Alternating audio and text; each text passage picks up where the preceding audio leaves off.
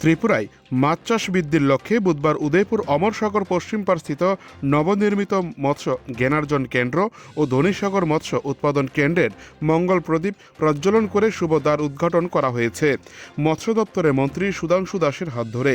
এই উদ্বোধনী অনুষ্ঠানে এছাড়া ছিলেন অর্থমন্ত্রী প্রণজিৎ সিংহ রায়, বিধায়ক রামপদ জমাতিয়া, জেলা সভাধিপতি দেবল দেবরায় ও পৌর চেয়ারম্যান শীতলচন্দ্র মজুমদার, মৎস্য দপ্তরের ডিরেক্টর সন্তোষ দাস সহ প্রমুখ। এদিন প্রথমে সকাল 10:30 নাগাদ ধনীসাগর মৎস্য উৎপাদন কেন্দ্রের নতুন অফিসের উদ্বোধন করেন অর্থ ও মৎস্যমন্ত্রী। পরে সকাল 11:30 নাগাদ নবনির্মিত মৎস্য জ্ঞানার্জন কেন্দ্রে ফলক উন্মোচন করে নতুন দালান বাড়ির উদ্ঘাটন করেন মৎস্যমন্ত্রী। এদিনের অনুষ্ঠানে মৎস্যমন্ত্রী সুধাংশু দাস ভাষণ রাখতে গিয়ে বলেন, মৎস্য চাষিদের সুবিধার কথা মাথায় রেখে আজকে এই ধরনের অফিসগুলি তৈরি করা হয়েছে। মন্ত্রী শ্রী দাস জানান, 1,77,00,000 টাকা ব্যয় নির্মিত হয়েছে মৎস্য জ্ঞানার্জন কেন্দ্র এবং ধনীসাগরে মৎস্য উৎপাদন কেন্দ্রটি তৈরি করতে খরচ হয়েছে 77 লক্ষ টাকা। ত্রিপুরার 8টি জেলার মধ্যে সবথেকে বেশি মৎস্য উৎপাদন হয়ে থাকে গোমতী জেলার মধ্যে। এই জেলার মাছের চাহিদা রয়েছে 14,225 মেট্রিক টন, কিন্তু এই জেলায় মাছ উৎপাদন হচ্ছে 16,266 মেট্রিক টন। 2,000 মেট্রিক টন বেশি উৎপাদন হচ্ছে আরও। আগামী দিনে এই রাজ্যকে মৎস্য চাষে স্বয়ংসম্পূর্ণ করার জন্য রাজ্য সরকার চেষ্টা করে চলেছে, যাতে করে বহিরাজ্য থেকে যেন মাছ আমদানি করতে না হয়। পরে অর্থমন্ত্রী শ্রী রায় ভাষণ রাখতে গিয়ে বলেন, উদয়পুরে অমরসাগর, ধনীসাগর সহ আরও একাধিক দিঘি রয়েছে যা যথেষ্ট বড়, যার মধ্যে মাছ তড়িৎ গতিতে বৃদ্ধি পাচ্ছে। কিন্তু যে সকল দিঘিগুলি পাশে থাকা ছোট পুকুর রয়েছে, সেই সকল সরকারি পুকুরগুলি বর্তমানে অকেজো হয়ে পড়ে রয়েছে।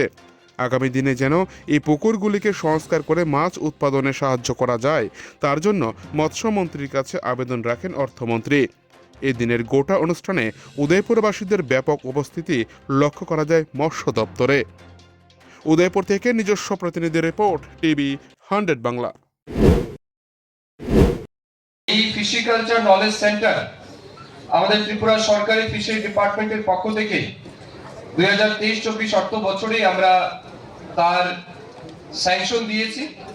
প্রায় 1,77,00,000 টাকা ব্যয়ে এই নবনির্মিত ফিশিকালচার নলেজ সেন্টারের কাজ সম্পন্ন হয়েছে এবং আরেকটি ধনীসাগরে যেটা আমরা করেছি, construction of single storey fish production unit at Dhanisagar, সেখানেও 77 লক্ষ টাকা ব্যয়ে সেখানে কিন্তু আমরা আরেকটা ইনফ্রাস্ট্রাকচার গড়ে তুলেছি।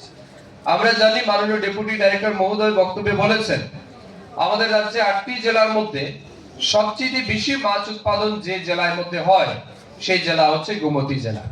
অর্থাৎ ফিশারি দপ্তরের তথ্য অনুযায়ী আমরা দেখছি যে পরিমাণ মাছ আমাদের প্রয়োজন, যেমন ধরুন ফিশারি দপ্তরের তথ্য অনুযায়ী আপনাদের জেলায় মাছের প্রয়োজন আছে 14,225 মেট্রিক টন। সেই জায়গায় এই জেলাতে মাছের উৎপাদন রয়েছে 16,266 মেট্রিক টন, অর্থাৎ প্রায় 2,000 মেট্রিক টন কিন্তু মাছের উৎপাদন আমাদের এই জেলাতে বেশি আছে। তো আমি সবাইকে বলবো, এই জেলার মৎস্য চাষীদের উদ্দেশ্যে আপনারা জুড়ে করতালি বাজাবেন। তাহলে এর থেকে বেশি রোজগার, বেশি উৎপাদন এই রাজ্যে কোনো দিকেই তার মধ্যে নেই। ঠিক তদ্রুপ যেখানে ধনীসাগর আমরা একটু আগে করে এসেছিলাম, যেটা ফিশারি ইউনিটে যে আমরা করেছি, সেটাও অন্যতম একটা দিঘি, যথেষ্ট বড় দিঘি। সেটা তো মাছ কিন্তু খুব তড়িৎ গতিতে এর মতো পারে। এবং তারপরেও যেখানে জামজুরি বলেছে, সেটাও কিন্তু ফিশারি দপ্তরে খুব ভালো মাছ এখানে উৎপাদন হয়। এর বাইরে তো ছোট বড় অনেক কিছু আছে।